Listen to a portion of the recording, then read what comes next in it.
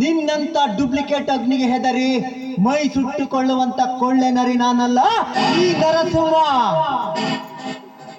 ನಾನು ಹೋರಾಟ ಮಾಡಲೇಬೇಕೆಂದು ನಿರ್ಧಾರಗೈದರೆ ಅರ್ಧ ನಿಮಿಷದೊಳಗಾಗಿ ನಿನ್ನಂತ ಸೌಕರ್ಯಗಳ ರುಂಡ ಬಂದು ಬಿಡುವುದು ಈ ನರಸಿಂಹನ ಕಾಲಡಿಯಲ್ಲಿ. ಅರ್ಧ ನಿಮಿಷ ಅರ್ಧ ನಿಮಿಷಕ್ಕೊಂದು ನಿನ್ನಂತ ಕೋಪಿದ ಕೊಡೆಗಳು ಈ ಅಗ್ನಿರಾಜನ ರೋಷ ಎಂಬ ಬಂದೂಕಿಗೆ ಆಹುತಿ ಆಗುತ್ತಿರುವಾಗ ನೀನು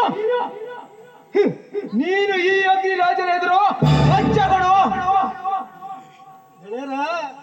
ಅವನ ಎದುರಿಗೆ ಸವಾಲ್ ಹಾಕಕ್ ಹೋಗ್ಬೇಡ್ರಿ. ಏನ್ ಹೇಳ್ತೀರ ಮುರುಗೇಶ್?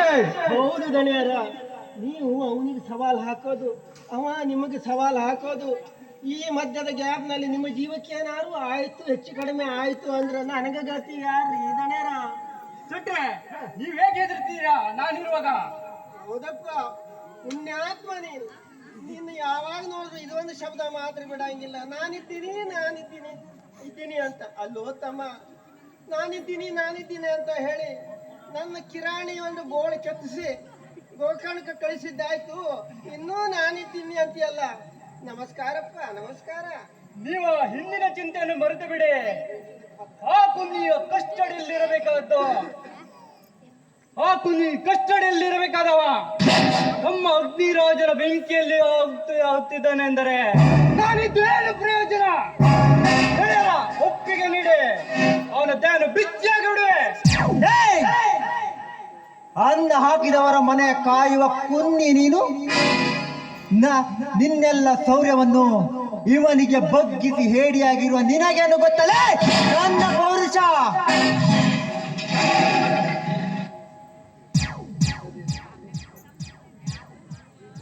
ನರಸಿಂಹ, ಮಾತಿಗೆ ಮಾತು ಬೆಳೆಸಿ ನಿನ್ನ ಪೌರುಷದ ಹುಚ್ಚು ಹೆಚ್ಚಾಯಿತು ನೋಡು.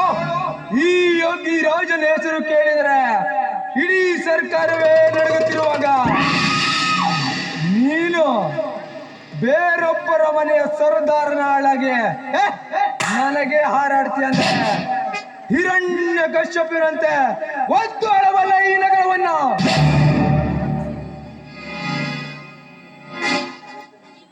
ಇದನ್ನೇ ನೀ ಗಟ್ಟಿಯಾಗಿ ಹಿಡಿದು ಅಹಂಕಾರದ ಮೆಟ್ಟಿಲೇರಿದರೆ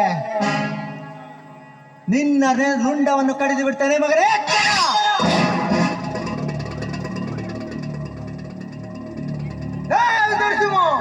ನನ್ನ ಗಂಟೆದನ್ನು ಬೆಂಕಿ ಹಚ್ಚುವ ನಿನ್ನನ್ನು ಈಗಿಂದೀಗಲೇ ಸುಡದೆ ಬಿಡಲಾರೆ.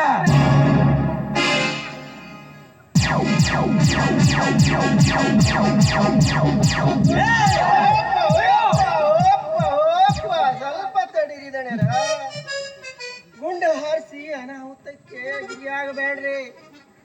ಅವ ಇಲ್ಲಿ ಯಾಕೆ ಬಂದಾನಂತ